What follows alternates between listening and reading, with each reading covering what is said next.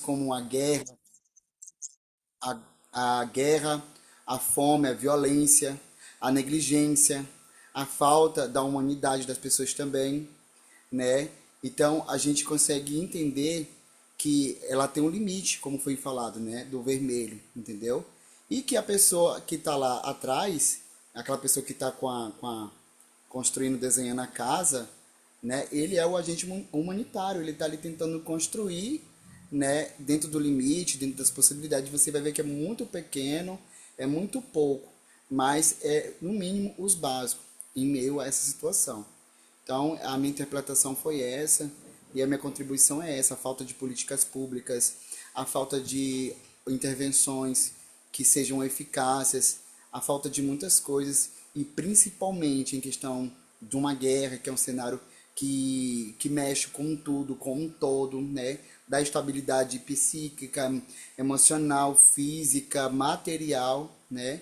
Então, tipo assim, o agente imunitário é que vai ali, né, tentando contornar essa situação para poder, no mínimo, dar, né, esse básico, né?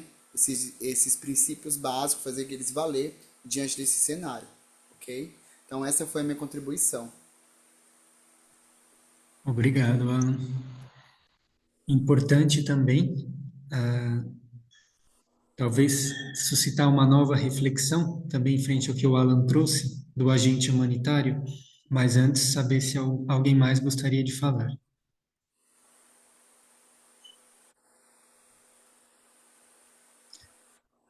Bem, o agente humanitário, como foi dito, sem dúvida é fundamental nesse processo, mas aqui é mais uma pergunta para gerar reflexão. Na foto, de certa forma, ele está na parte cinza, na parte do combate. E como lidaríamos com a proteção do trabalhador humanitário nesse contexto? Veja que é interpretativo, não é? Mas também é um ponto que pode suscitar reflexão. Alguém gostaria de trazer algum ponto sobre isso?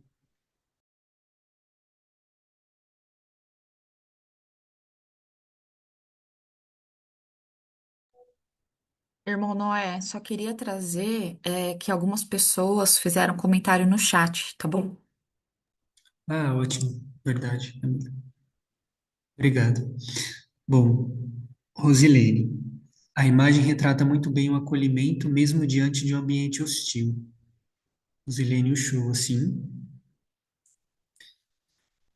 Essa questão da acolhida realmente é um dos pontos fundamentais dessa imagem, né? Que está acolhida, sobretudo, simbolizada pelo trabalhador humanitário ao traçar essa linha vermelha e mudar a perspectiva dessa família de um ambiente hostil, de guerra, provavelmente. Cabe sim, e aqui relembrando mais uma vez, o direito de proteção e segurança que vimos na Carta Humanitária é uma das funções das agências e dos trabalhadores humanitários. A diferença entre civis e combatentes num conflito armado, e nesse sentido também entra a negociação humanitária. Esse é um termo transversal que acho que é importante todos termos presentes, que o manual não vai se debruçar sobre ele, mas o ponto da negociação humanitária que outros manuais trazem e também podemos compartilhar, por exemplo, o do CCHN, que é o Centro de Competência em Negociação Humanitária, e outros manuais. Digo porque é um tema transversal importante, que é a negociação humanitária, e talvez muitos de vocês já se depararam com ela, têm exemplos e experiências nesse sentido.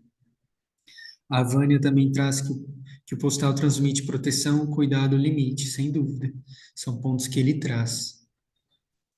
Algum outro comentário gostariam de trazer?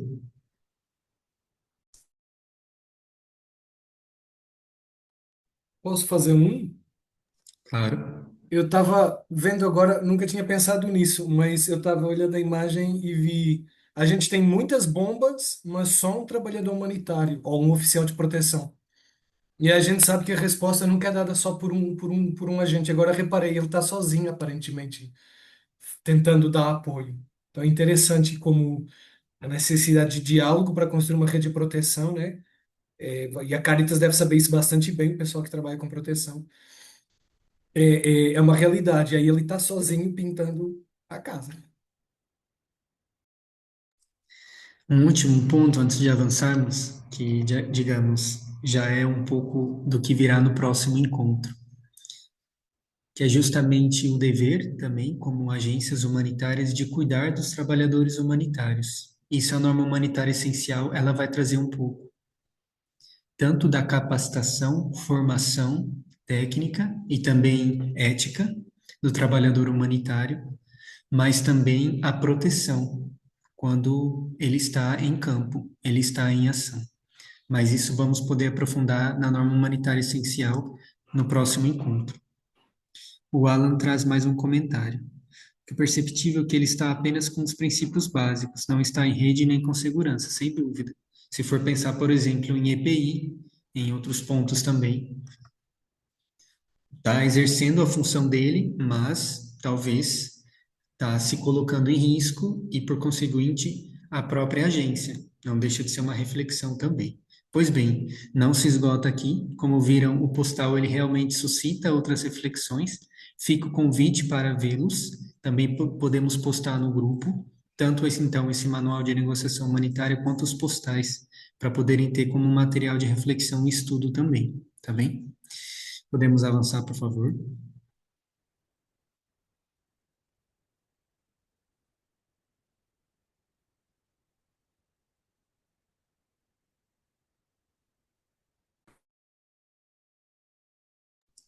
Bem, princípios humanitários. Antes de começá-los propriamente, acredito que sempre é importante nos situarmos um pouco no tempo e, no caso, como vamos avançando no descobrimento, para alguns, e, por que não, no aprofundamento do manual. Então, como vimos desse primeiro encontro, nós trouxemos o histórico, entre ele a filosofia do Esfera, que aqui vai ser fundamental, como foi trazido pela Angélica, ao relembrar esse primeiro encontro, nos primeiros slides de hoje, e a carta humanitária. Bem, então, relembrando a carta humanitária e a filosofia, nós vamos ver um pouco e traçar relações de como os princípios humanitários e também os princípios de proteção conversam, se articulam com o que já vimos.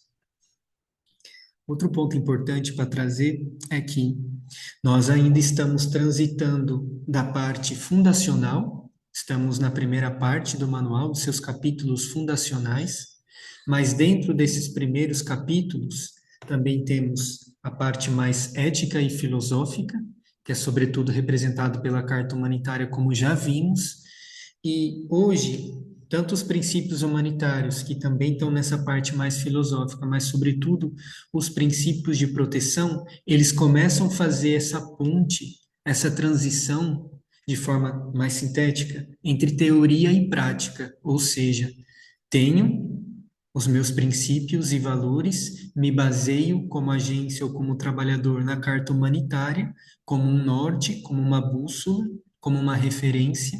Só que eu, como trabalhador humanitário em campo, como eu vou aplicá-los? É nisso que os princípios de proteção e, sobretudo, a norma humanitária essencial vão trazer, justo para fazer essa ponte quando eu vou estar lidando com o WASH, quando eu vou estar lidando com temas de saúde, alojamento e assentamento, eu tenha a base sempre presente, independente da ação técnica em si, da ação humanitária que eu esteja desempenhando.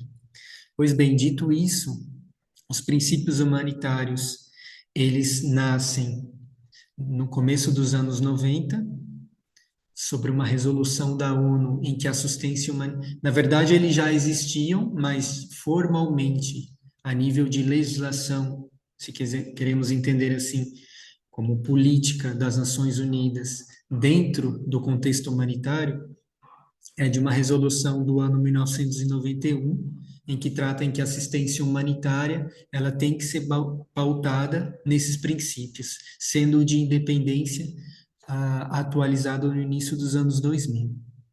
Pois bem, neutralidade, imparcialidade, independência, humanidade. Antes de começar em si, algum comentário?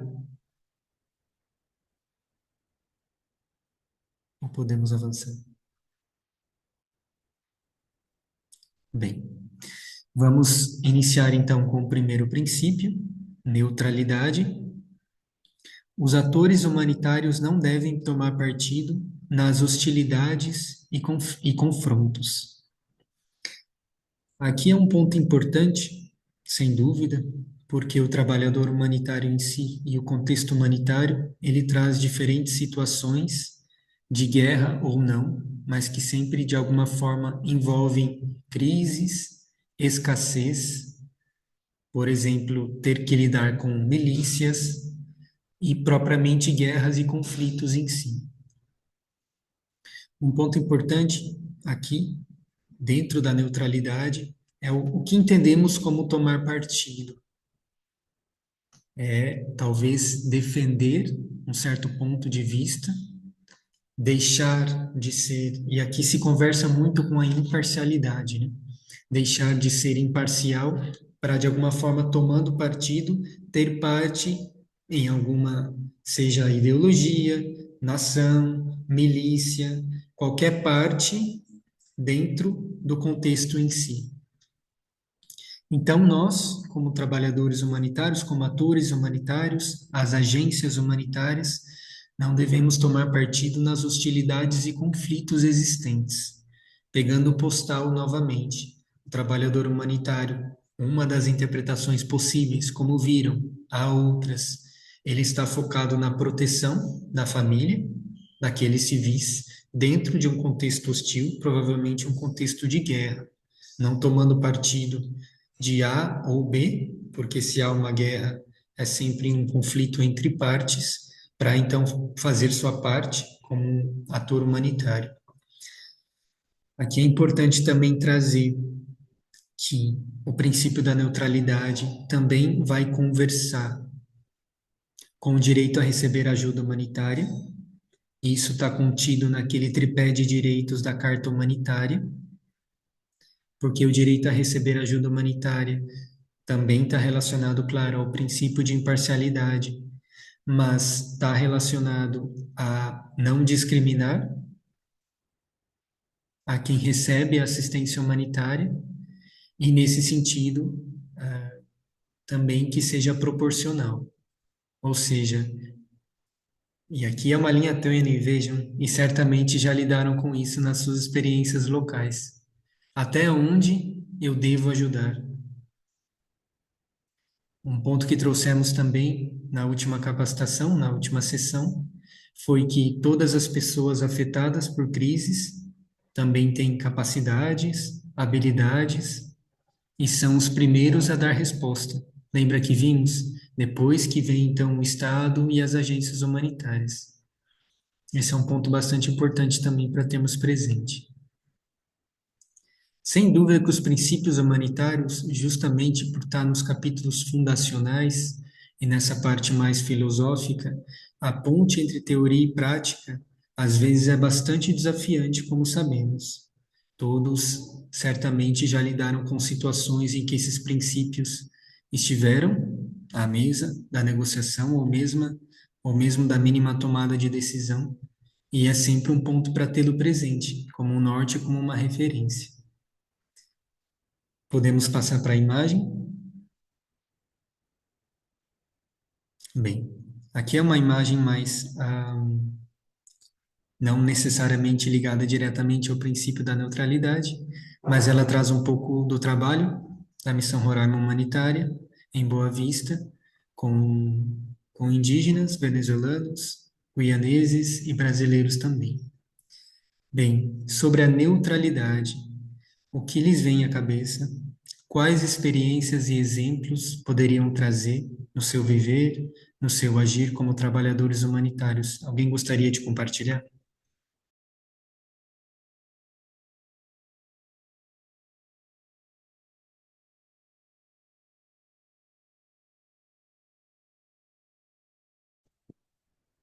Oi, é Jair Porto Velho, Caritas. Por favor, Jair, adiante. Nós tivemos, como a gente recebe muito venezuelanos aqui, e teve esse episódio aí do sequestro lá, da captura do Maduros pelo Trump. E aí esse intervalo também veio os venezuelanos. A gente ficava assim na dúvida, vamos perguntar o que eles acharam dessa atitude, né? Como é que a gente se posicionava. E aí a gente pelo menos perguntava, né? Porque fica difícil também a gente tomar um posicionamento e nem pode, né? Mas pelo menos a gente perguntar o que vocês acharam, o que vocês acham dessa atitude. Eles pela fala deles, achavam muito bom que foi feito isso, mas eles também tinham esse argumento: para nós venezuelanos não vai mudar nada, né? Para o povo, acho que não vai mudar nada, porque já tinha essa intenção, né? Que é para pegar as riquezas do país. Só para mim, para a gente comentar, mas a gente às vezes tem essa vontade, de tomar posição e fazer argumentos, mas a gente não fazia, não faz, né? Pelo menos no meu caso, a gente não fazia, mas a vontade era de fazer argumentos, né? Que aprofundar debate com eles, mas a gente não fazia. Situação delicada, Jair, principalmente porque envolve a política em geral, não é?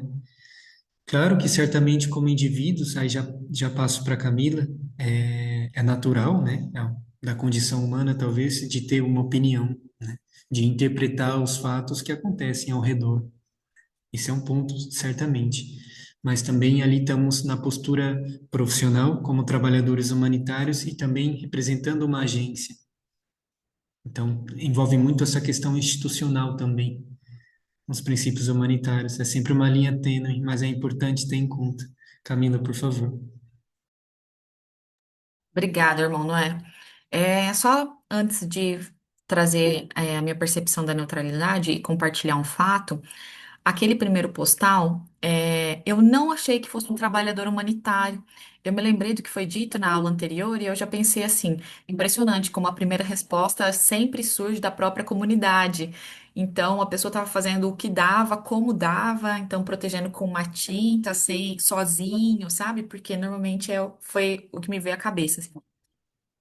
Agora, quanto à neutralidade, eu acho muito importante ressaltar isso, que nós, enquanto trabalhadores humanitários, quando nós nos colocamos à frente de uma situação para prestar ajuda, nós não estamos ali enquanto Camila, enquanto irmão Noé, nós estamos ali enquanto Cáritas, enquanto fraternidade, então nós representamos uma organização, uma instituição, e eu acho que o fato da instituição ter como objetivo e prioridade cuidar do indivíduo, proteger o indivíduo, a neutralidade ela é muito importante, porque em muitas situações o que nos permite estar em um território é justamente a nossa neutralidade.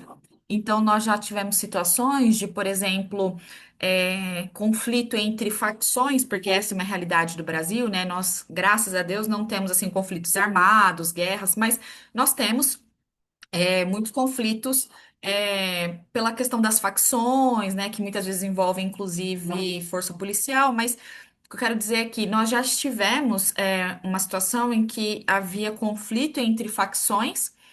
E ambas as facções ligaram para agentes Caritas para dizer, olha, vai acontecer tal coisa, então a gente já queria informar. E a Caritas era praticamente a única organização que estava ali presente para poder cuidar dos civis, para poder cuidar das crianças, para trazer algum tipo de proteção em meio a essa situação. Então, a importância da neutralidade é justamente essa, né? De acessar lugares que muitas outras organizações, por não ser neutra, por ter um posicionamento institucional, eles não conseguem acessar esses territórios e alcançar essas populações. Exemplo bastante importante, né? Retomando também esse ponto da negociação, né? Que ela entra, não deixa de ser, por exemplo, a Caritas com a posição neutra, mas recebendo, né, essa informação, esse posicionamento, por exemplo, nesse contexto das facções.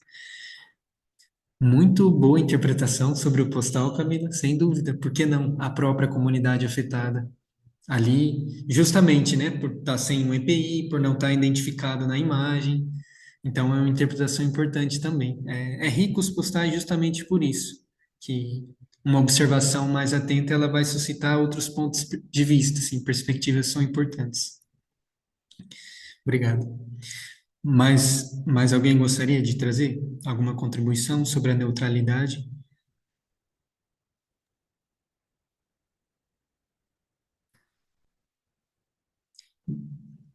Domingo? Oi, boa tarde. Boa tarde, por favor. Ah, minha câmera acho que não está funcionando. Eu não sei se é uma contribuição, mas eu tenho como uma dúvida, né? Porque aqui em neutralidade aparece uma foto só e não aparece a definição. Eu queria perguntar a diferença, que talvez tenha uma linha tênue, pequena, entre neutralidade e imparcialidade, porque acho que são conceitos muito parecidos. Era só isso, obrigado. Ponto importante. Domingo, eu acho que a neutralidade, se não é o próximo, é o terceiro. A imparcialidade, bom, talvez já adiantaria. Ricardo, pode conferir se é o próximo, que aí já passamos para a Angélica. É o próximo já, né? Pronto. Então já aproveito para passar para a Angélica, que vai tratar justamente do ponto da imparcialidade. Entonces, como estamos viendo ahí, la imparcialidad, las acciones humanitarias deben ser realizadas sin distinción de cualquier tipo. Es decir, cuando no ya estamos dentro de la acción, en el proceso de una distribución de alimentos, en el proceso de una entrega, en el proceso de un intercambio, ahí la vamos a realizar para todas las personas de acuerdo a sus necesidades, sin hacer ningún tipo de distinción. La neutralidad está referida más a la institución, cómo esa institución se presenta, como veíamos, ¿no? Que es importante para no tomar partido de lo que está aconteciendo a nivel externo. En este caso, es la acción humanitaria en sí, cuando uno comienza a realizarla, la vamos a hacer sin distinción, vamos a ser imparciales. Vamos a considerar a todas las personas que están en un albergue, por ejemplo, de acuerdo a la prioridad en el caso de que sean crianzas, de que sean mujeres embarazadas, de que sean idosos, para hacer esa distribución, pero lo vamos a hacer de una manera imparcial, no porque esta persona sea de una determinada religión o sea de un determinado partido político o no me guste o tenga un comportamiento que yo no acepto, entonces no le voy a entregar lo que esa persona está necesitando. Y en cuanto a la neutralidad, también me gustaría revisar que es un término que va con lo institucional, como Camila planteaba, pero también que nos requiere una autorreflexión.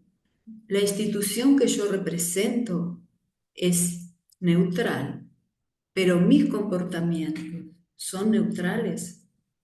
Cuando yo estoy en una reunión, estoy en una coordinación, estoy en un intercambio, soy neutral, así como presentaron, ¿no? Viene una persona de Venezuela que ha recibido la información de la situación del país.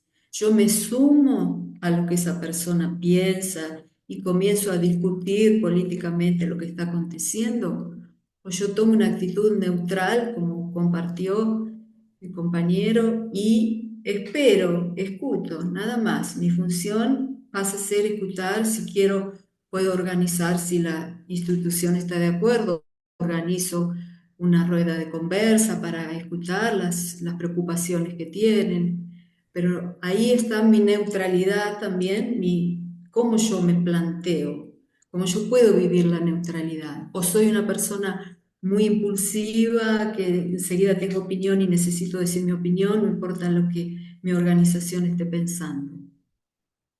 En cuanto a la imparcialidad, si podemos ver la imagen, Ricardo, que es la foto que tenemos. Aquí tenemos entonces un albergue de lo que estábamos coordinando en Boavista, con una serie de productos ahí sobre la mesa, y el agente humanitario, digamos, está esperando para realizar la distribución. Se ve, ¿no?, una serie de personas en la época de la pandemia porque están con sus máscaras. Se ve una serie de personas en el proceso de espera, ¿no?, en el proceso de espera de la entrega de esos ítems, ¿no? También me gustaría revisar la imagen de la neutralidad. Si podemos ir, Ricardo, a la imagen de Roraima. ¿Por qué es representativa también? Porque tenemos a la actora humanitaria ahí con la población indígena que están atendiendo, y la neutralidad en este caso también se manifiesta en la Fraternidad Misiones Humanitarias, que no va a ir a la calle de Boavista a defender los derechos de los indígenas junto con los indígenas. No es esa la tarea. La tarea es dentro de ese centro comunitario aportar oficinas para el aprendizaje de estas poblaciones. Entonces, puede ser que los indígenas estén realizando su reivindicación de derechos con manifestaciones públicas, pero nosotros, como agentes humanitarios, con este principio de neutralidad que estamos trabajando, no estaríamos en la calle porque eso estaría manifestando nuestra posición, nuestro posicionamiento, en oposición al posicionamiento tal vez del gobierno o de otras entidades. Nuestra tarea principal es la tarea dentro del centro de formación. ¿Qué otros ejemplos pueden dar sobre imparcialidad? Si no comprenden algo de lo que estoy hablando, del portuñol, español, por favor, me lo hacen saber, lo pueden escribir. ¿Está bien? Obrigada.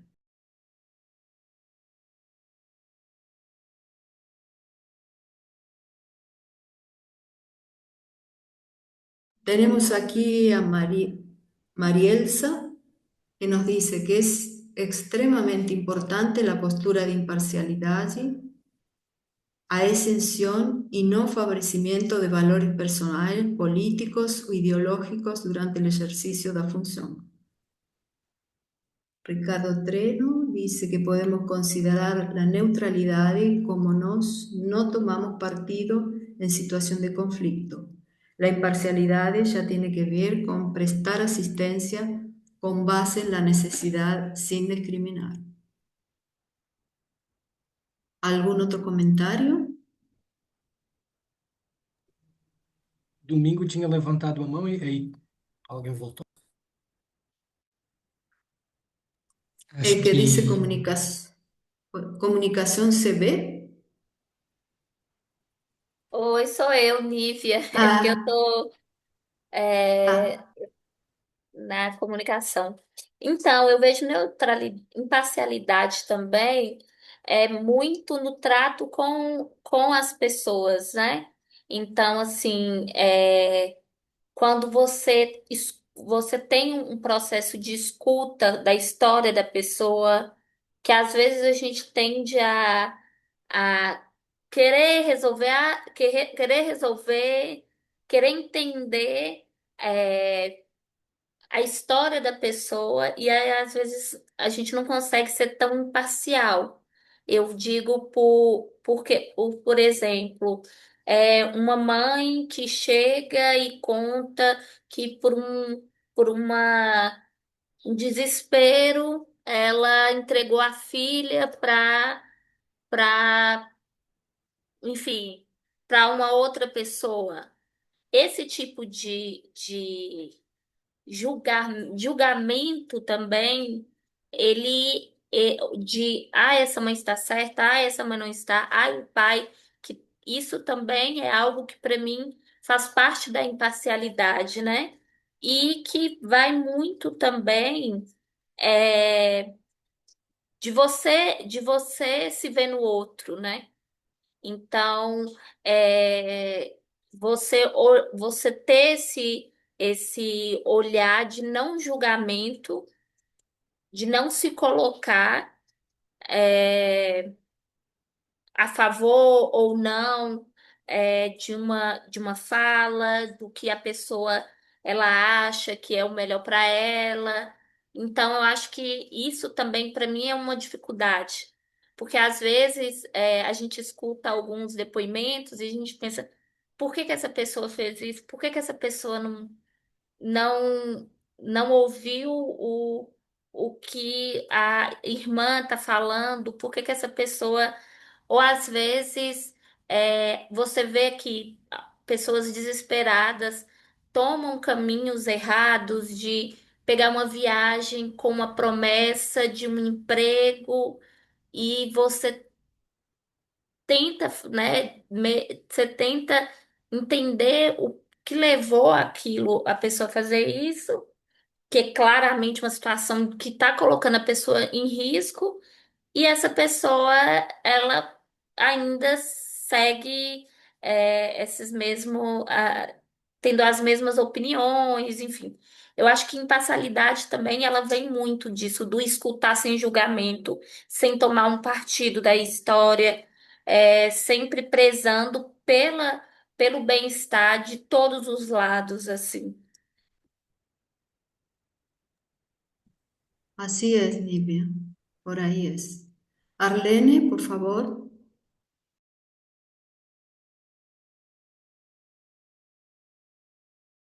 Ten su micrófono fechado. Pronto? Agora sim. Agora sim. Boa tarde. É referente à imparcialidade. Essa semana a gente teve um conflito no projeto. Eu sou da Caritas Arquidiocesana de Porto Velho, trabalho projeto com pessoas em situação de vulnerabilidade de rua. E um dos princípios que a gente tem, né, uma das regras no projeto é essa questão de não brigar dentro do espaço, entre outras coisas, mas essa é uma delas. E a gente teve um conflito que ele foi além das palavras e não chegou a um conflito físico, no sentido de um agredir o outro, porque a gente teve que interferir. E eu coloquei os dois para fora, porque se eles brigam, eles têm que sair. E um deles voltou depois, veio pedir desculpas e disse: Irmã, eu estava me defendendo. Então, a senhora devia colocar para fora só quem começou a briga. Eu falei: mas quando um não quer, dois não brigam. Então, se vocês dois brigaram, a punição é igual para os dois. Os dois vão ficar suspensos do projeto, porque é uma coisa que a gente sempre retoma com eles, essa questão das regras. E aí, assim, tem aqueles que acham que eu deveria ter punido, no sentido de ter colocado para fora só quem começou a briga. E eu conversei com eles uma vez, duas, três. Não resolveu. E aí, quando partiu para agressão física, eu coloquei os dois para fora. E a punição foi igual para os dois. Punição no sentido de ficar um tempo sem acessar o projeto. E aí, assim, aí um vem, diz uma coisa, outro vem, diz outra, para dizer assim: quem está errado, você tem que fazer isso, você tem que fazer aquilo. Eu disse: não. A minha postura é essa, é para os dois. Deixa eles repensarem a atitude deles.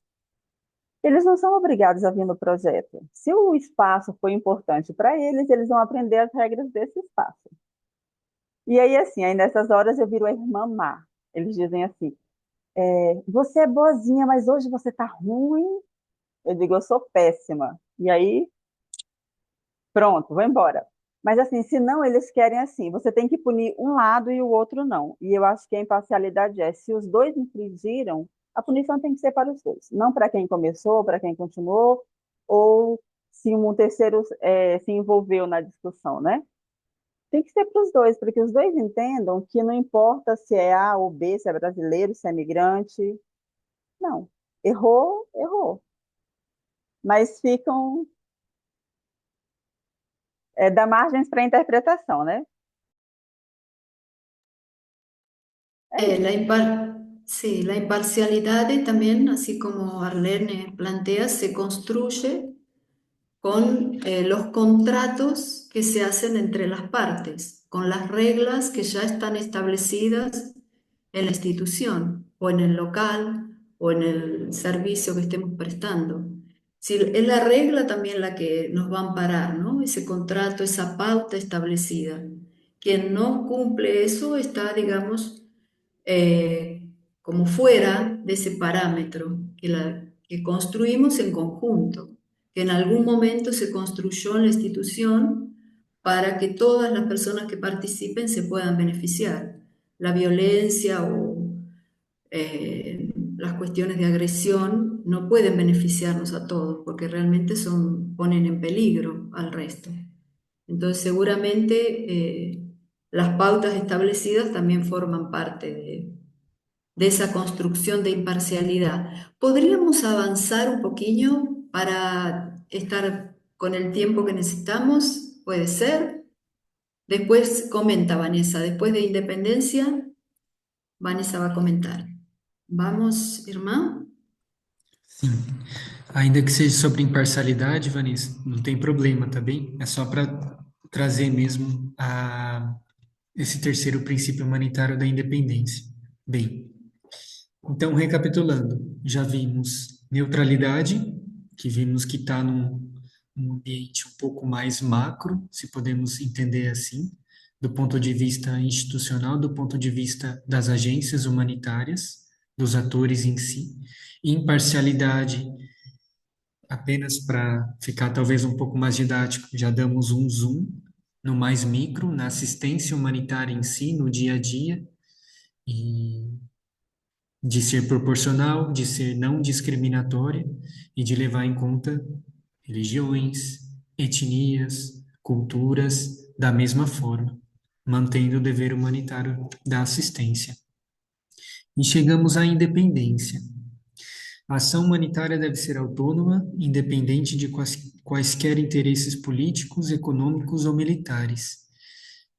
Voltamos, damos um zoom um pouco mais macro, novamente. Vamos pensar, talvez facilite a nível de agências, a nível de atores humanitários. E aqui chegamos à independência.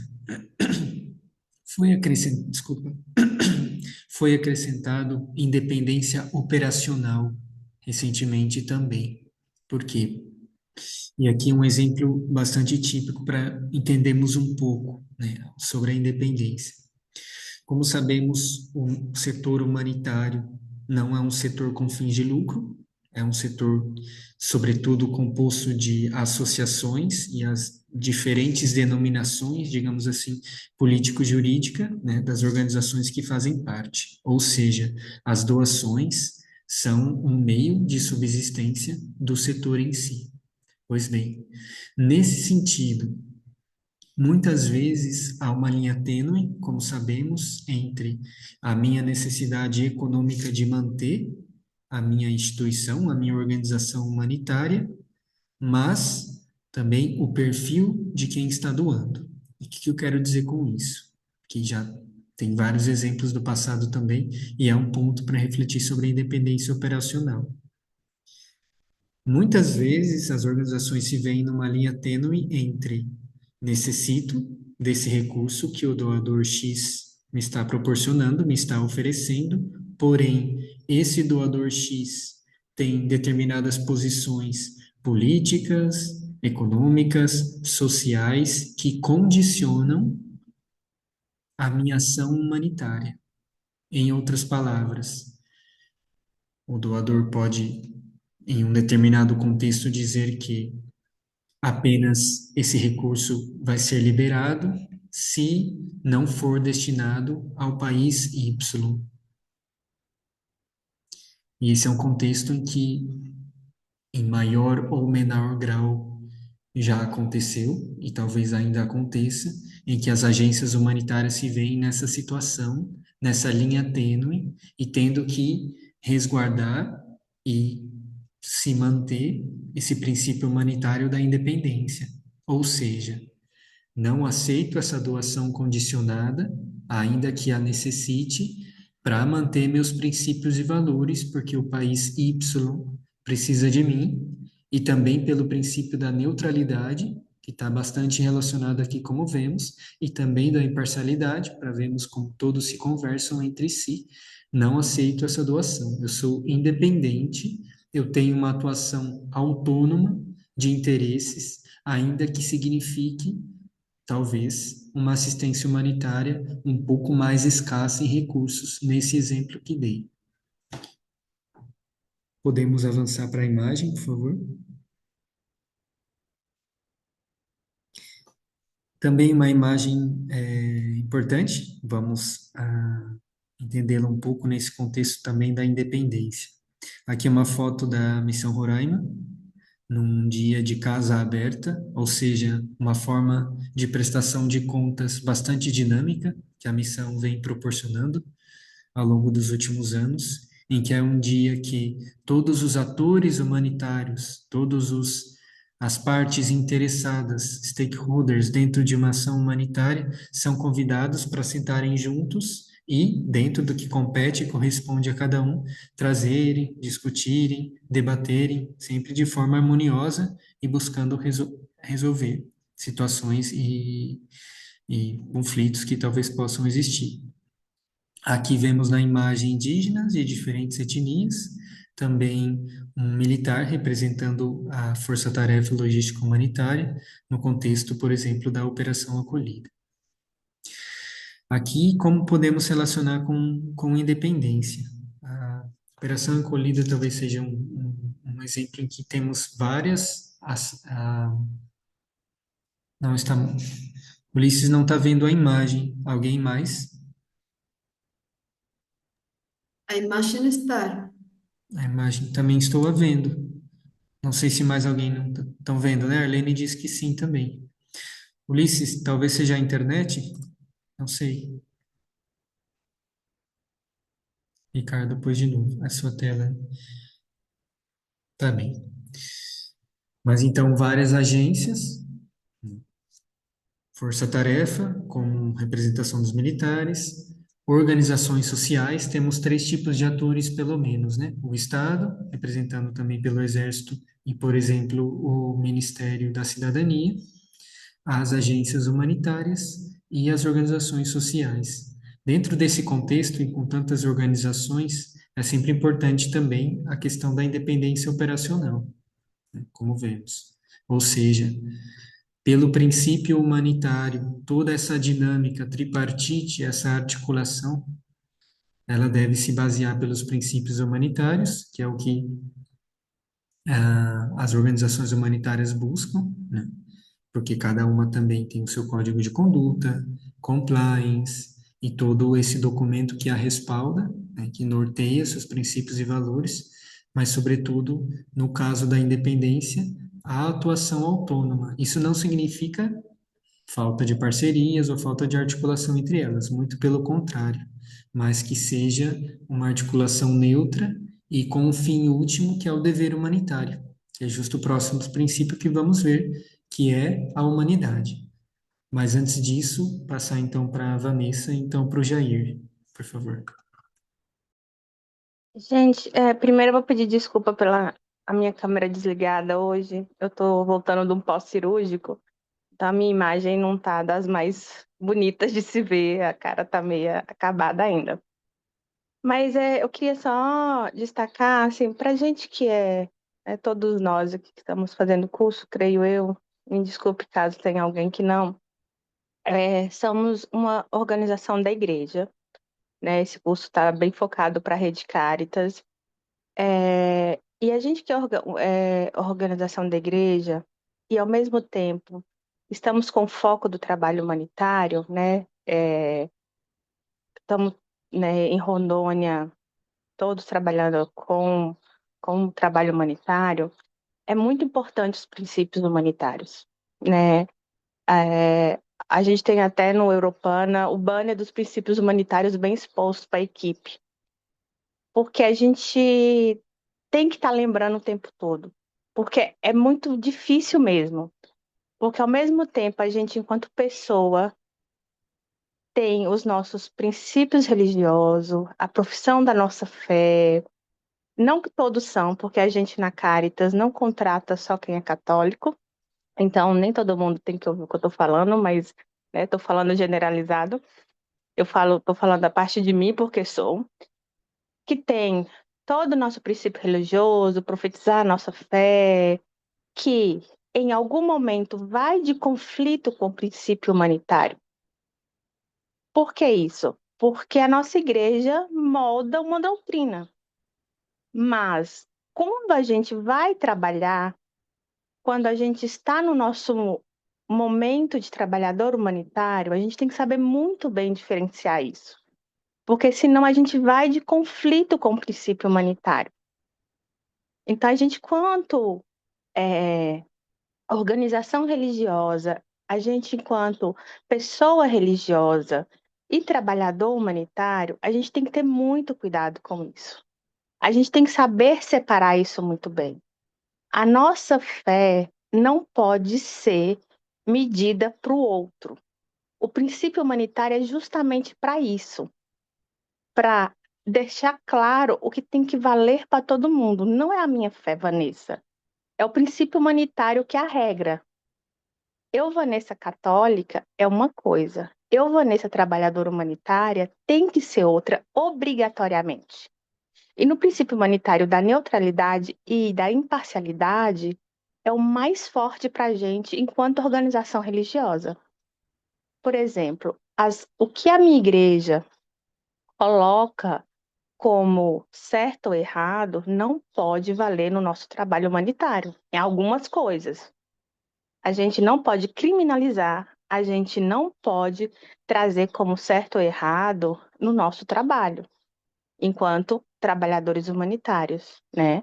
Então, eu acho que a Nívia fez uma fala, como todo mundo, a irmã Lene, todo mundo, muito importante, né? Os princípios humanitários são muito importantes para trazer essa régua, né? E principalmente, sobretudo, para a gente das organizações religiosas. A gente é ecumênica.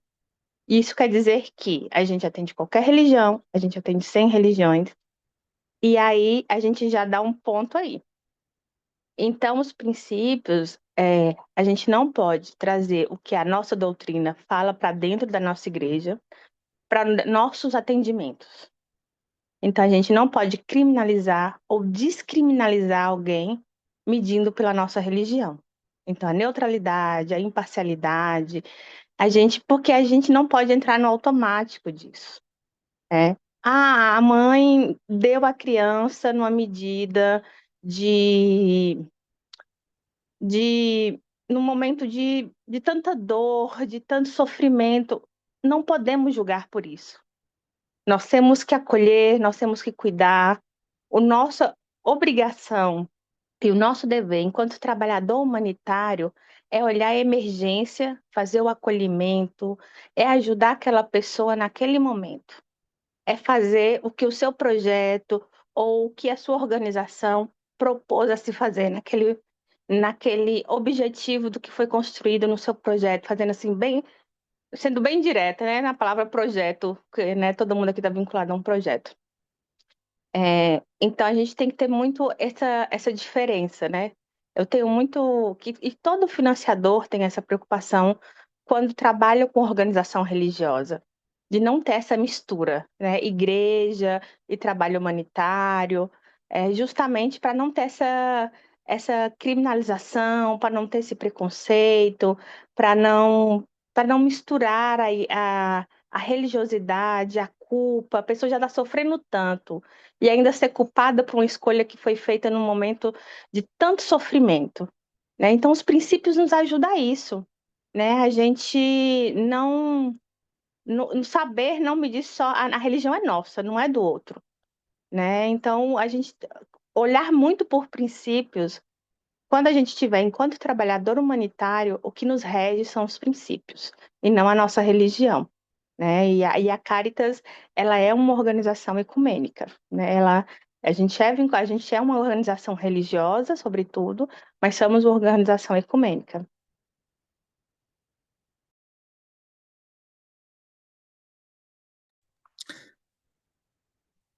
Fala bastante importante, Vanessa. Obrigado pela contribuição. Também como reflexão, né? Não só para cada agente Caritas, mas para todos nós, como atores humanitários também.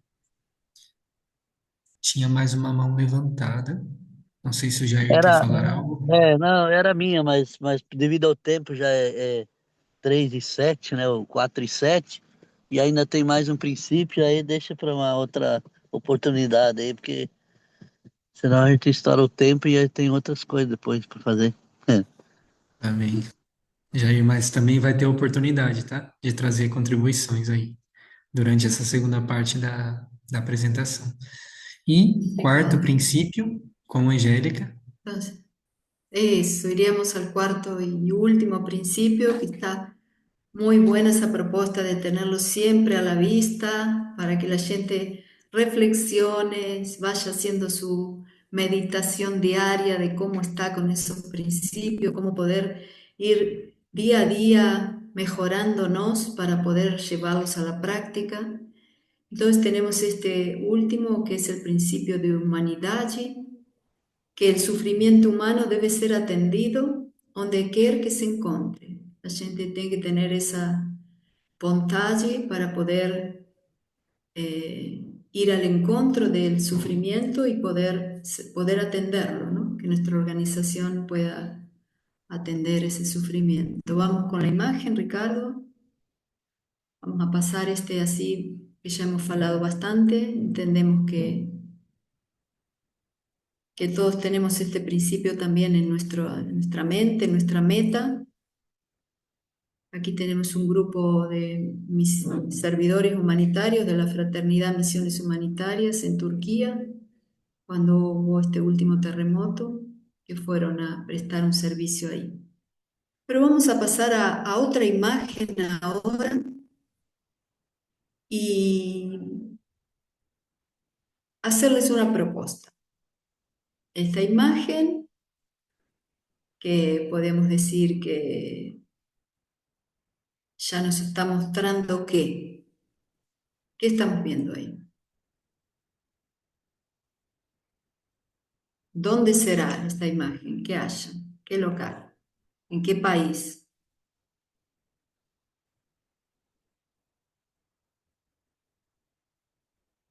¿Alguna idea? Hola. Tenemos un grupo. Sí, Domingo. Eu ¿Dónde só queria. está? Eu acho que deve ser África, Sí, né? África eso. subsahariana. Eso, es en Angola, una casa de crianzas ahí en Luanda. Y las crianzas están sosteniendo una tela, un tejido, un paraquedas que se llama, que se usa para brincar, pero que también puede ser como si fuera un gran guarda-chuva donde la gente puede protegerse. Más, entonces la gente quiere que alguno de ustedes lembre una canción infantil y la comparta. Pueda cantar una canción infantil para nosotros. Porque la gente tiene que desarrollar también el coraje, ¿vio? Para abrir el micrófono y cantar como cuando era crianza. Vamos lá. No chat já tem uma sugestão aí, mas foi só no chat. Balón mágico, Arlene, vamos ahí. ¿Cómo es ese balón mágico?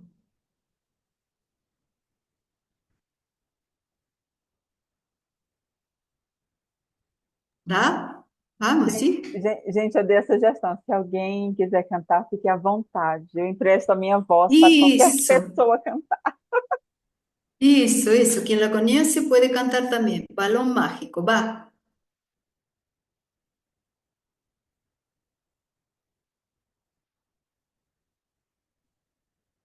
Estamos esperando, Arlene, por favor. ¿No? ¿Camila? Tampoco. Pero, señor. Ó, a letra, eu sei toda a letra, mas não me peça a melodia. Mas, assim, Bueno, super fantástico, no balão mágico, o mundo fica bem mais colorido. Aí convida outros para cantar a mesma canção. Só isso. qué Super bonita. fantástico, o Hermosa la balão letra. mágico. o mundo fica bem mais divertido.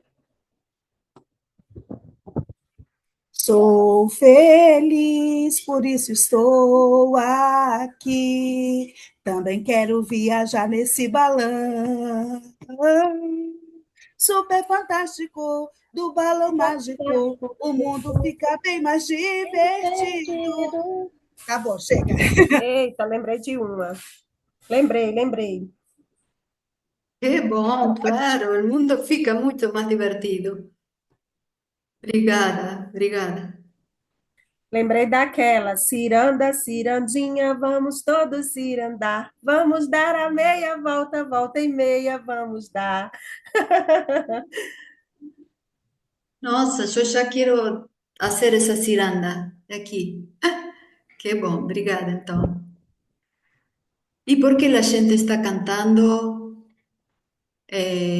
cuestiones de infancia? Porque cuando la gente piensa en protección, acho que todos, ¿no? Traemos como en primer plano a la infancia, mas también tenemos otros sectores que están bajo ese guarda-chuva, ¿no? ¿Podemos avanzar, Ricardo? El manual de Fera entonces nos presenta, tiene una parte de este yin yang, digamos, la parte de fundamentación, donde tenemos los principios de protección. Nos presenta 4 principios fundamentales en la protección y vamos a ir abordando principio por principio. ¿Podemos pasar? El principio 1 nos dice que mejorar la seguridad y la dignidad y los derechos de las personas y evitar exponerlas a más daños. Como si la gente como agente humanitario tiene esa tarea, ¿no? Mejorar la seguridad y la dignidad y los derechos de las personas y evitar exponerlas a más daños. Por eso es muy importante los procesos de reflexión que se puedan hacer a nivel de coordinación de sectores, de coordinación de albergues, de coordinación de proyectos, que podamos sentarnos, las personas que están llevando adelante, ¿no? una agencia humanitaria, también con las personas que van a ser los beneficiarios de esos proyectos, para poder reflexionar cómo actuar, cómo agir para poder aumentar la dignidad y los derechos de las personas, para poder ir incorporando más derechos de los que conocen y que tienen, y también evitar exponerlos a más daños. ¿Por qué? Porque a veces si nosotros no hacemos esa reflexión, no vemos todas las matrices de riesgo, los elementos de riesgo que puede haber en una acción determinada que llevamos adelante, puede ser que los expongamos a más daños. Volvamos a la postal del inicio, ¿no? Tenemos esa persona que está marcando esa protección, esa casa donde hay una familia dentro, y ustedes también plantearon, ¿no? que esa intervención, que puede ser de una persona que no es de una agencia humanitaria, está sin ningún tipo de protección, el mismo sujeto que está llevando adelante la protección de otros. Eso puede exponerlo al mismo trabajador humanitario a una situación, pero también si nosotros no reflexionamos en cómo vamos a construir esa casa para esa familia, puede ser que la expongamos a más daño a la familia también. Si vamos a construir esa casa de protección en un terreno que se inunda, si vamos a construir la casa en un local así con mucha inclinación y va a venir alguna cosa, digamos, de más encima y va a provocar un derrumbe. A veces nosotros, por ejemplo, postamos alguna imagen en un medio de comunicación, en una red social, y no consideramos aspectos de la crianza, de cómo estaba, de cuál era la situación en la que ella se encontraba, de cómo estaba su familia. Y esa imagen va a ir para el mundo. Entonces, nosotros tuvimos en cuenta la implicancia que esa imagen puede tener, cómo puede estar siendo vulnerado algún derecho de ese niño, de esa niña, de esa crianza, de esa familia. Entonces, son todas reflexiones que como organizaciones tenemos que hacer y, como decíamos, ¿no? Tomar un posicionamiento y encontrar que la gente va a poder armar esa protección con estas pautas. Entonces, la casa va a ser construida en un terreno sólido. Las imágenes que vamos a postar tienen que tener estas características. Si no tienen, no las vamos a colocar. Porque, y siempre, ¿no?, en acuerdo con las poblaciones, que las personas estén informadas de los procedimientos que la gente va a hacer, de las propuestas que la gente va a dar, para poder hacerlo de forma articulada. Podemos pasar al otro principio y después vamos haciendo un comentario, cada quien puede ir haciendo algún comentario. Muito bem. Bem, mais uma vez trazendo que os princípios de proteção, eles são esse capítulo que começa a transitar dessa parte mais ética para o agir humanitário, como havíamos dito. Para os que já acessaram o manual, os princípios, eles são o terceiro capítulo e eles incluem também algumas notas de orientação, que sempre nos ajuda a interpretar e, sobretudo, como já vimos, a trazer para o nosso contexto os princípios de proteção, que não mudam, também são universais, assim como as normas, mas pode ser adaptado ao meu contexto, aos recursos disponíveis, humanos, econômicos e qualquer outra especificidade que o meu contexto traga. Pois bem, princípio de proteção 2. Assegurar o acesso das pessoas à ajuda imparcial, de acordo com a necessidade e sem discriminação.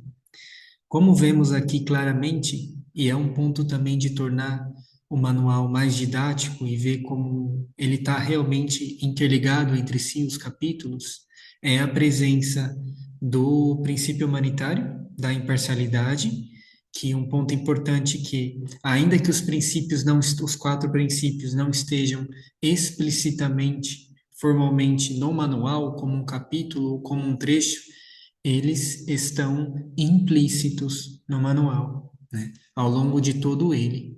É, sem dúvida, um conceito transversal, em que vai estar presente, se não de forma explícita, como dito, mas na Carta Humanitária, nos próprios princípios de proteção, na norma humanitária essencial. E, além da imparcialidade, vemos aqui também, e vamos recordar o primeiro encontro, Carta Humanitária, elementos do direito a receber ajuda humanitária, que por sua vez se conversa com a imparcialidade e que por sua vez estão ambos representados nesse segundo princípio de proteção. Pois bem, os agentes humanitários identificam os obstáculos ao acesso à ajuda e adotam medidas para assegurar que ela seja prestada em proporção à necessidade e sem discriminação. Aqui vemos, então, em ação, esse princípio humanitário da imparcialidade e esse direito a receber ajuda humanitária, pois muitas vezes temos barreiras ao acesso de determinada etnia, pela língua, de determinado grupo vulnerável, por ser criança, idoso, gestante ou qualquer outro grupo vulnerável em si, para acessar o seu direito, exercer o seu direito e ter acesso à saúde, à educação, tanto a nível humanitário quanto também, mesmo a nível interno, no caso de deslocados internos, por exemplo. Então, nesse sentido, em proporção à necessidade, como foi dito, né, que bebe daquele princípio humanitário da imparcialidade, ou seja, nem mais nem menos, mas o necessário, Linha tênue, sem dúvida, relativo, muitas vezes sim, mas cabe o filtro, né, de cada um no seu agir humanitário do dia a dia e sem discriminação. Seguramente há vários exemplos, como trabalham também em Boa Vista, desculpa, em Porto Velho, e como trabalhamos nós em Boa Vista com a população indígena venezuelana, seguramente temos vários exemplos, no sentido das barreiras de acesso em relação à língua, em relação à cultura, em relação a outros fatores também que estão relacionados. Acho que aqui, como já trouxemos os dois primeiros princípios, já podíamos abrir um pouco, Angélica, se estiver bem, para as falas. Ainda tem um segundo slide. Posso terminá-lo primeiro, tá bem? Antes de abrirmos, caso queiram trazer alguma contribuição e exemplos. Mas seguindo um pouco mais com o princípio 2, questionar quais ações que deliberadamente privem as pessoas das suas necessidades básicas, aplicando os princípios humanitários e os direitos pertinentes. Um ponto aqui importante, talvez a Caritas também trabalhe, eu sei que outras agências também o fazem, que foi uma experiência bastante importante, pertinente, que é o caso, justamente por estar lidando com outras culturas, a função da ciência, no caso da antropologia. Naquele momento, a contratação de um antropólogo que nos trouxe uma nova visão e perspectiva da população indígena, não só através dos relatórios, mas também dessa vivência, foi muito importante nesse sentido também. Esse aprofundar, né, o entender da parte cultural, nos ajudou também a ver como isso se refletia na obtenção do emprego, dos documentos, do acesso à saúde, à educação e, claro, em relação à proteção também. Assegurar que as pessoas recebam apoio de acordo com a necessidade e que elas não sejam discriminadas por nenhum outro motivo. Sem dúvida aqui que o agente humanitário também é fundamental. Um exemplo, em Pacaraima, já houve situações em que o agente humanitário ele teve que intermediar uma consulta médica ou mesmo um simples retirar de senha no posto de saúde, pois a pessoa, né, um indígena, acredito que da etnia Warau, não falava o espanhol nem o português, e realmente por essa questão cultural tinha ali várias barreiras de acesso ao serviço da saúde. Esse é só um exemplo, dentre outros, que vocês certamente têm. Assegurar o acesso à ajuda a todos os setores da população afetada. Como vimos, imparcialidade como um princípio humanitário, direito a receber ajuda humanitária, que consta ali na Carta Humanitária, e as barreiras de acesso são algumas das notas de orientação desse princípio, que é sempre importante levar em conta para, como trabalhadores humanitários, buscar assegurar esse acesso à ajuda, assistência humanitária que as pessoas afetadas necessitam. Abrimos para breves contribuições. Alguém gostaria de trazer algum ponto, tanto sobre o princípio 1 quanto ao 2?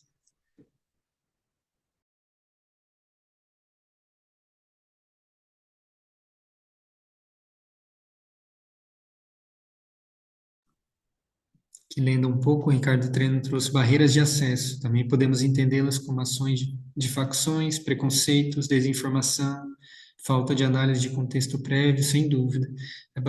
Há uma gama, né, de situações em que devem ser levadas em conta. Algum exemplo no seu dia a dia, no seu agir humanitário, dos princípios de proteção, de desafios, linhas tênues, mas também podemos avançar, caso queiram ter mais elementos para poder trazer uma contribuição futura.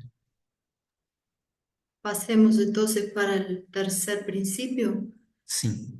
que menciona el manual Esfera, recordando, informando también que dentro de la estructura del manual hay submanuales, o sea, creados también a partir del manual Esfera, de estos principios de protección. Hay un manual específico relacionado al tema de protección de crianzas, adolescentes y personas idosas, que también después podemos compartir el link para que ustedes puedan conocerlo.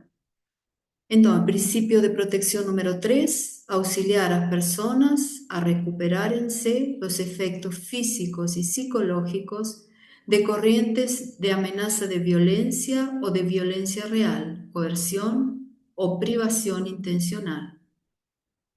Los agentes humanitarios dan apoyo inmediato y continuo a las personas perjudicadas por violaciones con un encaminamiento a servicios adicionales conforme fue indicado.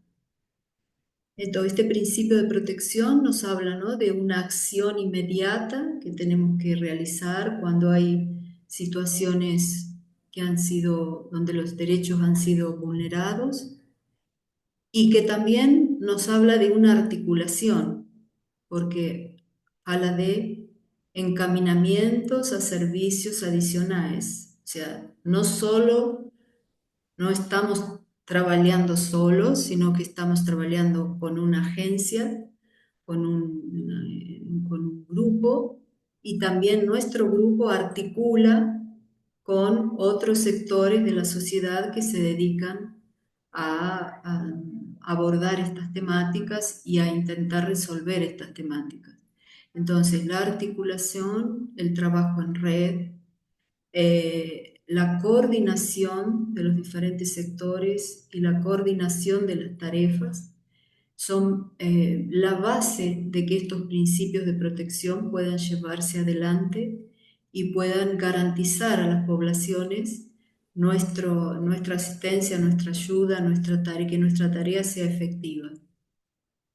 El poder encaminar a los sobrevivientes a servicios de apoyo competentes, adoptar todas las medidas para asegurar que la población afectada no sea sujeta a más violencia, coerción o privación, que en muchos casos es bastante complejo esa tarea, como ustedes ya conocen, pero es nuestro, digamos, nuestro deber humanitario poder realizar estos encaminamientos y apoyar estas iniciativas para que las personas recuperen su dignidad y sus derechos dentro de las comunidades y tengan la seguridad, digamos, la seguridad garantizada de alguna manera, ¿no? Podemos pasar al último principio y después ya podemos abrir para sus comentarios. Bem, o princípio de proteção 4, ele traz essa ajuda, ajudar as pessoas a reivindicar os seus direitos.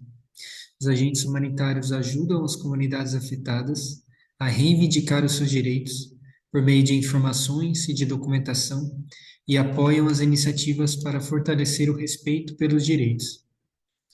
Aqui é importante, nesse princípio, enxergarmos as agências humanitárias com esse papel articulador, com essa ponte, com esse meio de referência, em que ela vai, digamos, articular, né, a necessidade com, de certa forma, a solução nesse sentido. Aqui trazendo um pouco do nosso trabalho em Boa Vista, e também certamente em Porto Velho vão ter alguns exemplos, que é a acessibilidade da informação. Então, se vamos ajudá-los como as agências humanitárias a reivindicar os seus direitos, a informação deve estar clara e acessível. Em relação à acessibilidade, aqui vai um ponto importante, que vai muito além dos princípios de proteção, como vimos, que está na base não só do Manual Esfera, mas do agir humanitário em si, que é a escuta ativa das pessoas. O que eu quero dizer com isso? Como elas gostariam de ser informadas? Qual o meio mais eficaz para a informação chegar até elas? Digo porque mesmo o visual, no caso dos indígenas, é muito mais efetivo do que o textual ao passar uma determinada informação. O uso de cores é muito mais efetivo do que talvez o preto e branco tradicional. Então, essa acessibilidade da informação, como sabemos, ela é fundamental, que muitas vezes vai além da tradução para o dialeto local, da tradução ao espanhol, ao aral, ao tarepã, ao inhepá, mas também de que forma essa informação ela é apresentada. Além disso, Para referenciar também precisamos conhecer.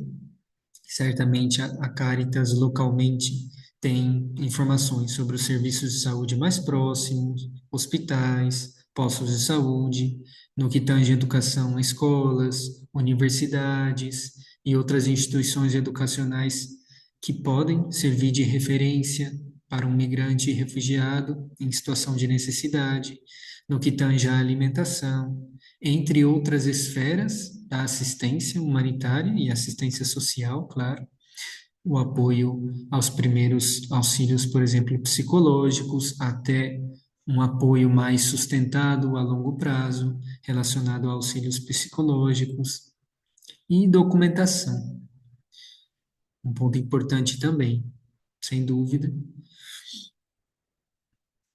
e que é muito amplo, né? Documentação relacionada à saúde, documentação relacionada à questão do trabalho, do emprego, em alguns contextos, a exerção dos seus direitos como cidadão.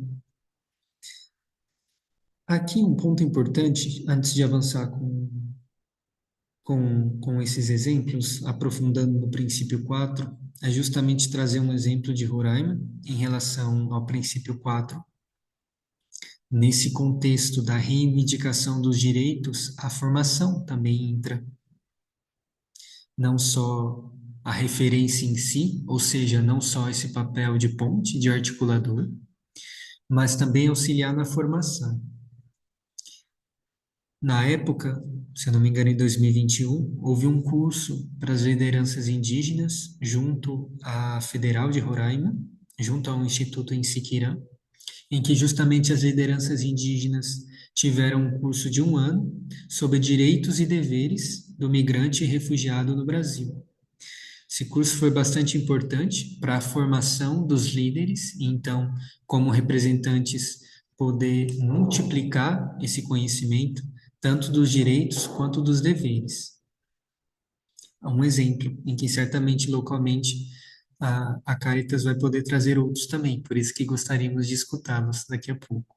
Bem, alguns pontos para aprofundar no princípio de proteção 4. Auxiliar as pessoas a reivindicar os seus direitos e ter acesso a soluções oferecidas pelo governo ou por outras fontes. Ajudar as pessoas a obter a documentação necessária para comprovar os seus benefícios. Também, na época da pandemia, esse princípio de proteção 4 foi bastante importante, por exemplo, em relação ao auxílio emergencial, em relação a outros benefícios sociais que, dado o contexto da pandemia, ou seja, um certo contexto de escassez, né, em alguns momentos, foi importante, sem dúvida. Acho que talvez a internet do Ricardo tenha caído. Pedimos desculpas. Angélica consegue compartilhar? Ou consigo compartilhar aqui, enquanto ele não volta. Só um minutinho, peço desculpas, tá bem?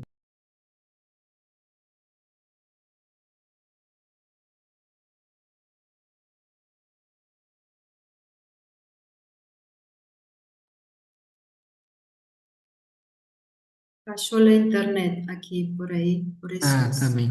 tá. Angélica, pode seguir enquanto vou abrindo o material aqui, por favor? Entonces, la gente, vamos a hacer, no sé cuál era el ejemplo que iba a dar, más podemos lembrar que son 4, entonces los principios de protección fundamentales, que después eso se abre en un manual específico, mejorar la seguridad y evitar exponerlos a más daños, asegurar el acceso, ese sería el principio 1, el principio 2, asegurar acceso a ayuda imparcial, el principio 3, colaborar para que puedan recuperarse de efectos físicos y psicológicos que han sido producidos por alguna situación emergencial. Y el principio 4, ayudar a reivindicar sus derechos, que era lo que estamos hablando ahora. Para poder las personas puedan reivindicar sus derechos, es importante que tengan, por ejemplo, la documentación necesaria para estar en el país en el que se encuentran, poder orientar acerca de dónde tienen que dirigirse para poder conseguir esa documentación. En el caso de tener necesidad de algún tipo de apoyo jurídico, poder acceder a ese sistema de justicia del país. ¿Quiere continuar, hermano? Sim. Ricardo já voltou. Obrigado, Angélica. Bom, seria principalmente isso, como disse. O terceiro ponto, defender o respeito absoluto dos direitos das pessoas e do direito internacional, contribuindo para um ambiente de proteção mais consistente. Aqui também voltando e trazendo o exemplo da Carta Humanitária, desse tripé de direitos, tanto o direito internacional, quanto o direito humanitário, quanto os direitos humanos, todos são pontos, fazem parte desse tripé de direitos importantes e que embasam a Carta Humanitária e, por sua vez, também os princípios de proteção. E o restante dos pontos já trouxemos: a acessibilidade da informação, a documentação, o acesso ao apoio jurídico ao sistema de justiça. E no exemplo que demos, esse papel na formação dos direitos e deveres, como, por exemplo, as lideranças indígenas, através desse curso de lideranças em 2021, tiveram acesso. Bom, agora gostaríamos de ouvir um pouco de vocês, exemplos, reflexões que possam trazer sobre os 4 princípios.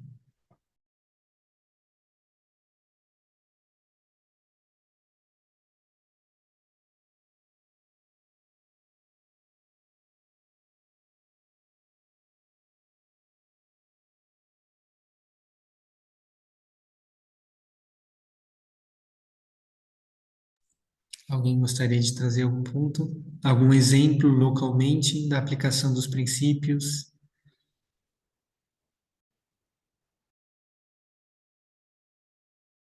Como trabalham com a Camila, por favor. Obrigada, irmão. Recentemente, nós tivemos um caso em Porto Velho de alguns migrantes que receberam passagens para sair de Porto Velho e ir para outra cidade.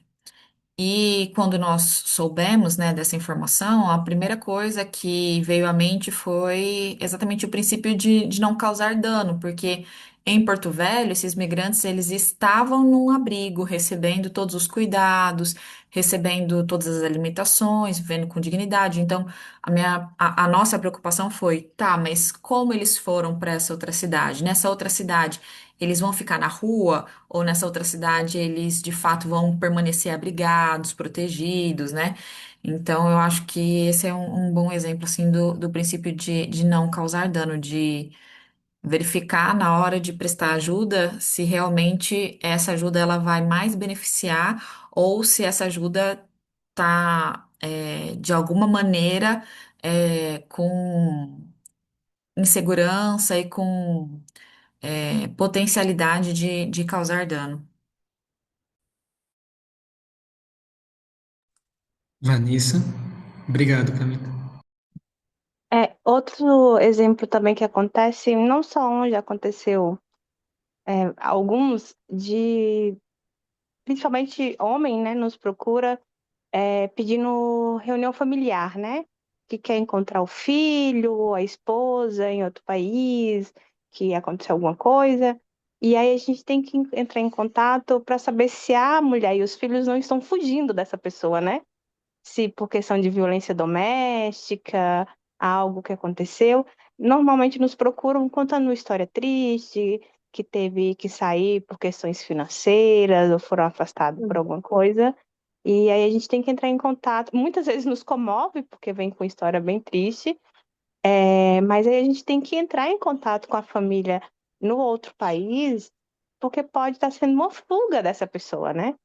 Muito pelo histórico de violência doméstica, assim. Então, tem hora que se a gente for pelo impulso da ajuda da pessoa que nos procurou pedindo aí uma proteção, uma ajuda de uma reunião familiar, a gente paga a passagem para ele ir até essa família, né? Alguns casos retornar para Venezuela ou ir para um outro estado do Brasil, mas na verdade a gente está juntando aí um caso de agressão, alguma coisa assim, né? Dentro das nossas ações de proteção. Então, aí a gente acaba causando uma ação com dano para a família que está, na verdade, fugindo do agressor. Linhas tênues, importantes. Em ambos é esse cuidado extra, né? Lidar com os fatos, claro, com a informação que está sendo trazida, mas ir além também faz parte, né, do agir humanitário em si, principalmente quando lida com a proteção, né? Estamos falando, como a Angélica falou no início, com as crianças que representam um grupo vulnerável, entre outros, com traumas. São Com vários pontos certeza. a ter em conta. Jair, quer falar? Diante. Então, é sobre a questão de emprego também, que tem grupos grandes por exemplo, que tem de outros estados, Goiás acontece muito, Minas Gerais e mesmo no Paraná, são grupos que, né, vocês aqui em Porto Velho tem tantos migrantes que passam por aí, aqui a gente precisa contratar tantas pessoas e a gente não sabe direito qual é as condições de contratação dessas pessoas. Não, manda para cá porque a gente tem emprego aqui, vai dar isso, vai dar aquilo. Mas teve alguns casos que a gente teve que recuar, porque sabendo que se tratava às vezes de mão de obra barata, exploração e outras coisas, né? Prometiam para casa e outras coisas, e isso não acontecia. Então tem que ter muita cautela, né, na hora que vai fazer esses contatos com essas empresas grandes que vêm de fora e sempre ter essa cuidado também, se tem cara, se tem contatos na região, de fazer também esse contato e ver se isso como é que essa empresa trabalha e como é que ela se comporta com esses migrantes, né? Então a gente teve alguns casos, a gente teve que recuar aqui. Então também serve como proteção e né, de direitos também, né?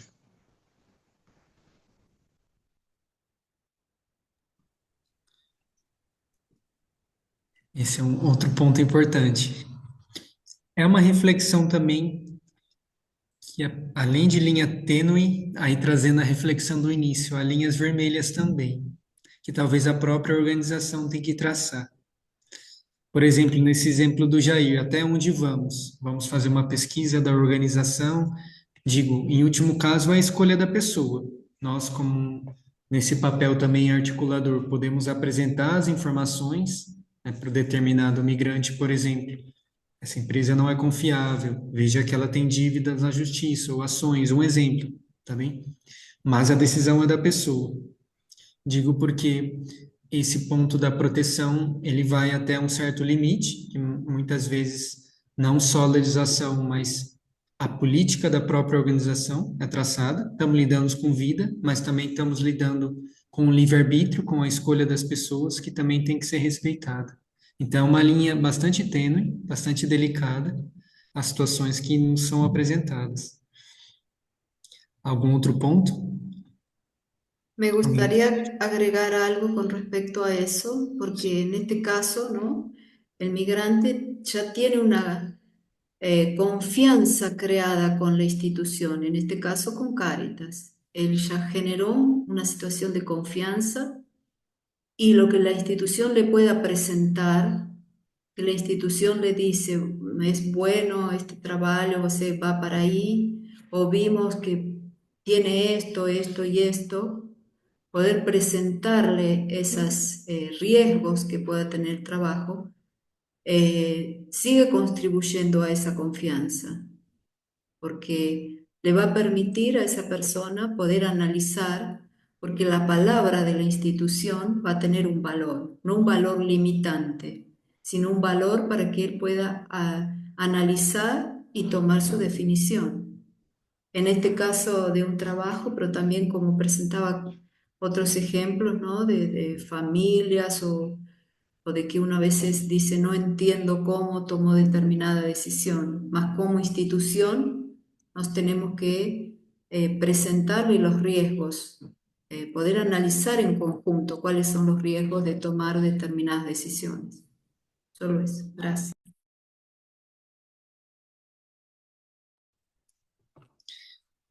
A Camila levantou. Por favor.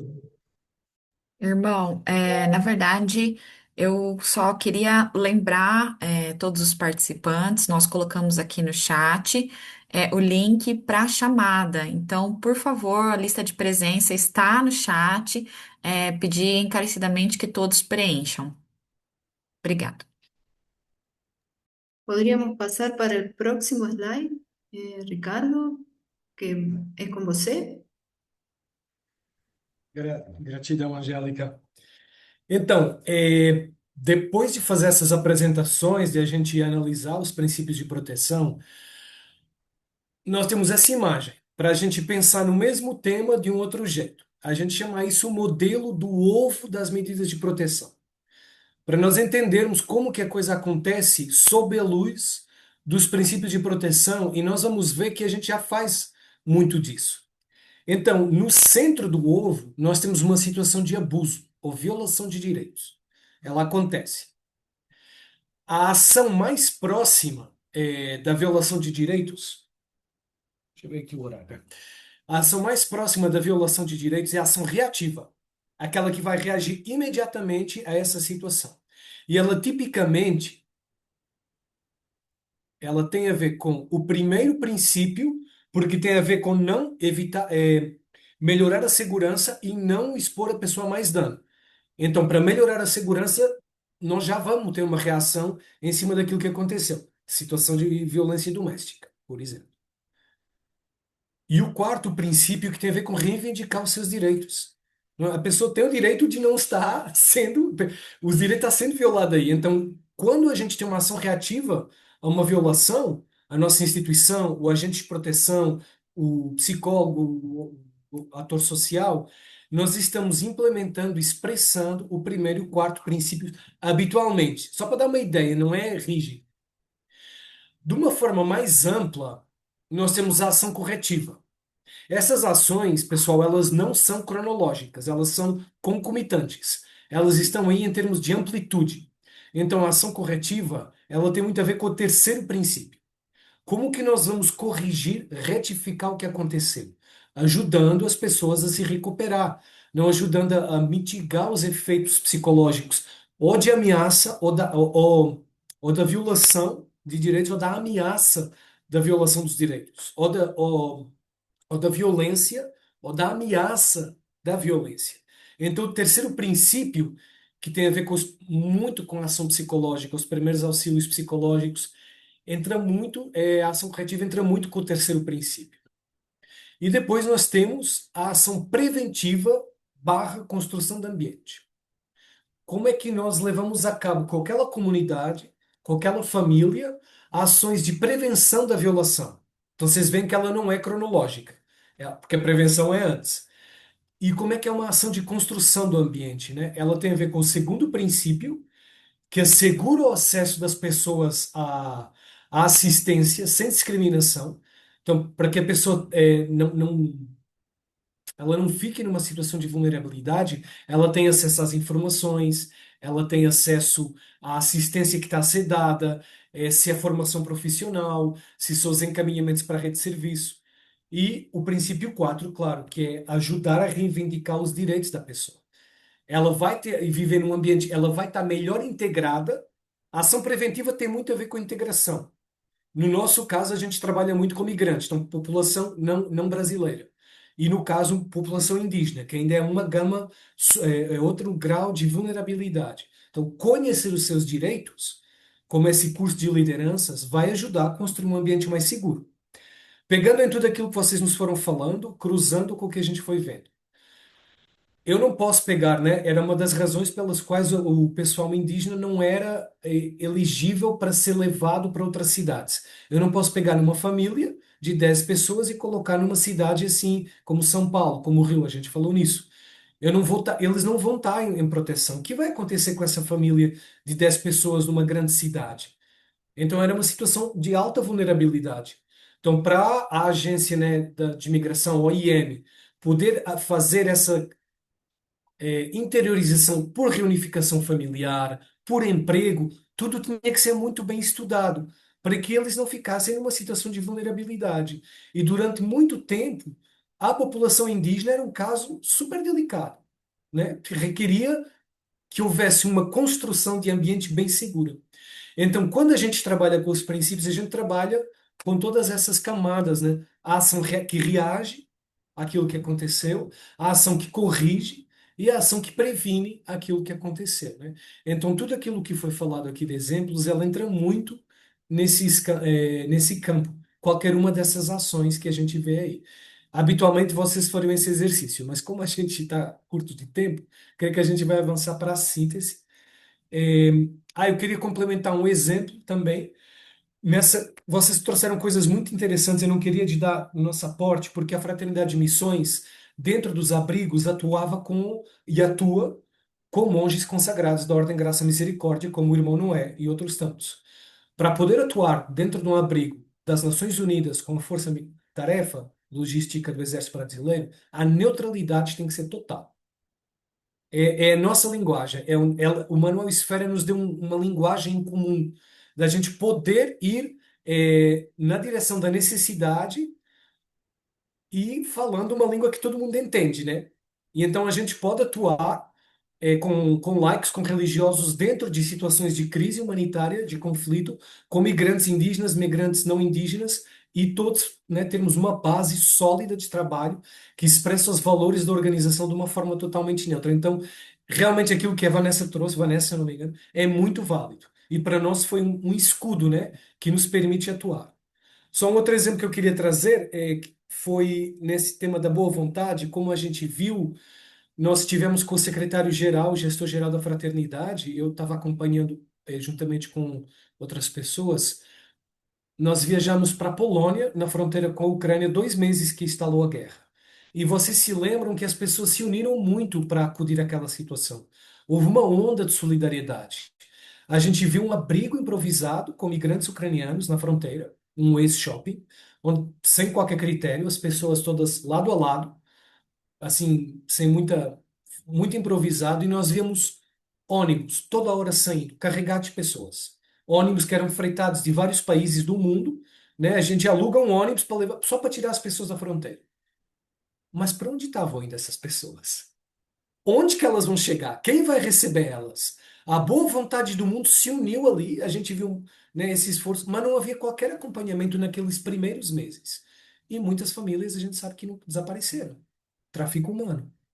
Então, a boa vontade é muito boa, mas esses princípios, os humanitários de proteção, são um escudo importantíssimo para a gente a- embasar a nossa boa vontade com algo que realmente faz uma diferença. E aí eu passo a bola aí para a próxima etapa da síntese. Síntese.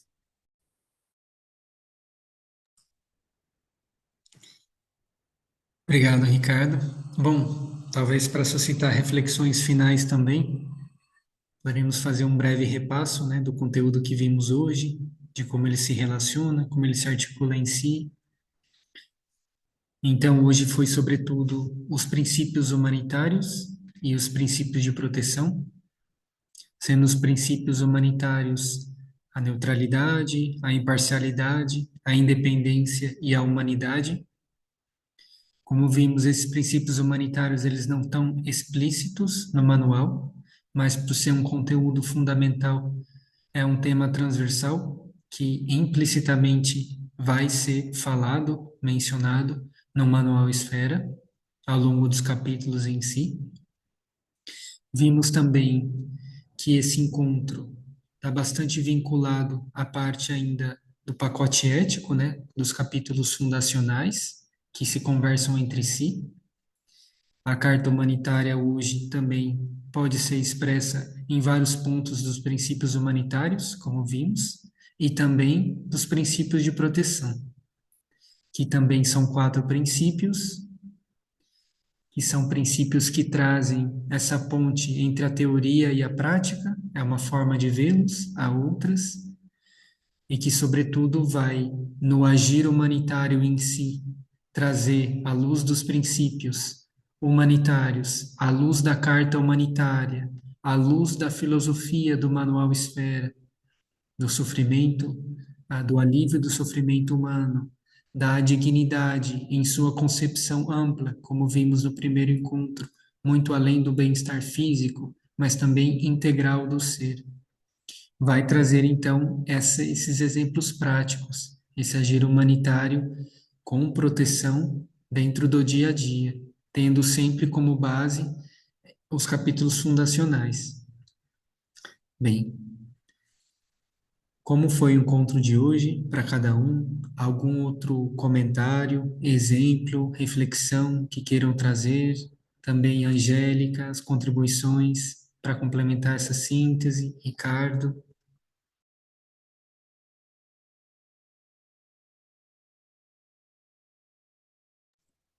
O microfone está aberto para quem sinta, está bem? Temos ainda um par de minutinhos.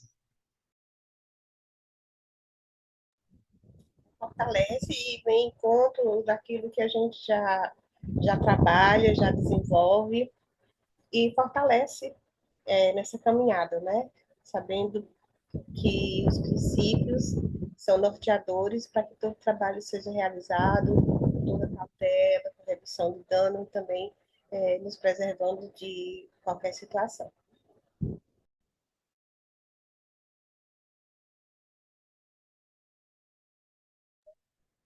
Observamos também que a seriedade que leva as nossas ações, né? Que elas estão todas bem amarradas, condicionadas a ações concretas que dão certo e que por isso tem um aval, né, de compensações. Isso é maravilhoso. Então perceber que estamos assim caminhando bem, apesar de passos lentos ainda em vista de tantas as necessidades que o povo urge nessa nossa necessidade social, mas que estamos caminhando e falando a mesma linguagem. Isso é muito bom. Agradeço muito. Camila, Vânia, obrigado, Rosilene. Na verdade, eu queria trazer um feedback sobre como tem, na segunda aula, mas já tem impactado muito o nosso trabalho.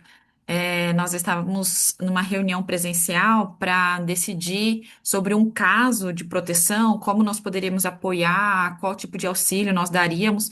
E aí, é, expondo aqui a Andressa, a gente assim, mas será que é melhor a gente fazer assim? Não, será que é melhor fazer de tal forma?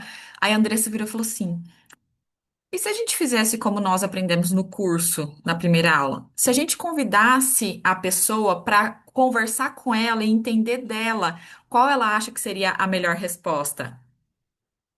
Eu achei isso assim fantástico, fenomenal. Então, a Andressa tá rindo aqui no chat. Então, eu queria trazer esse feedback para vocês, porque o curso já tem dado resultados práticos maravilhosos.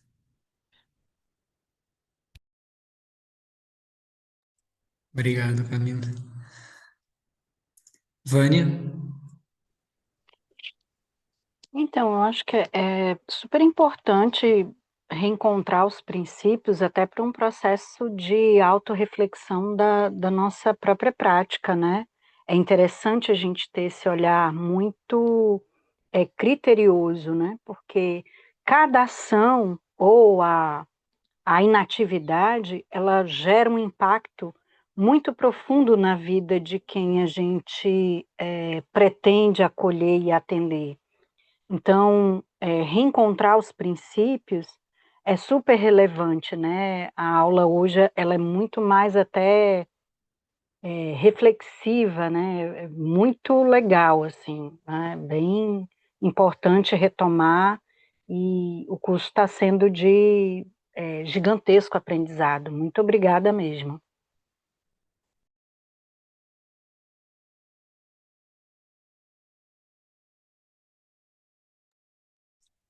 Ricardo, Angélica. La recomendación de la lectura del manual, la medida que puedan ir mergulhando aí, é bem importante isso, ¿no? E muito obrigado por as devolutivas e por a tarde de hoje. Muito obrigada.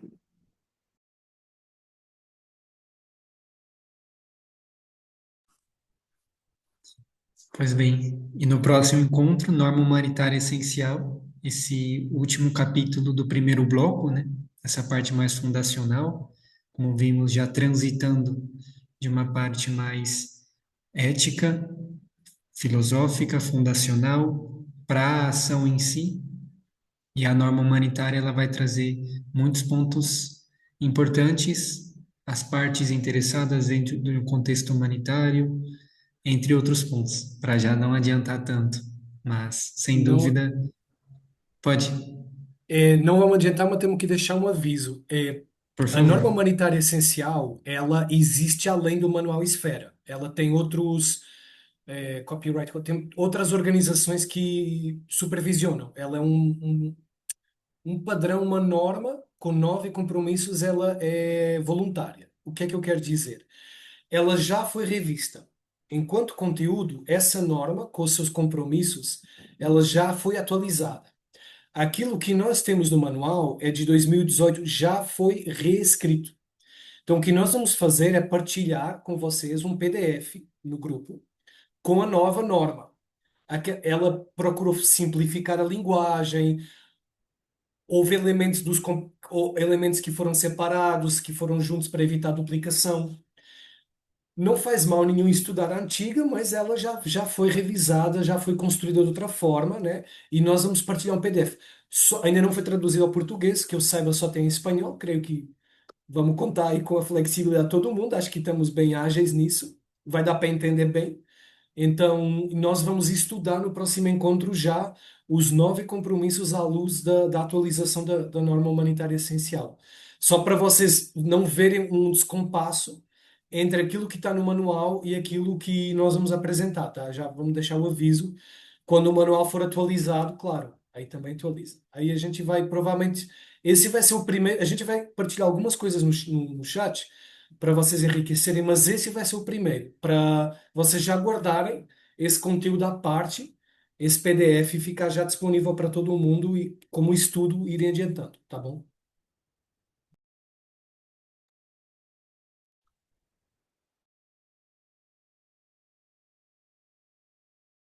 Obrigado, Ricardo. Bem, então acredito que é isso. Muito obrigado pela participação de todos. Também, de nossa parte, ficamos não só felizes, mas também é importante esse feedback em relação à importância do curso até o momento.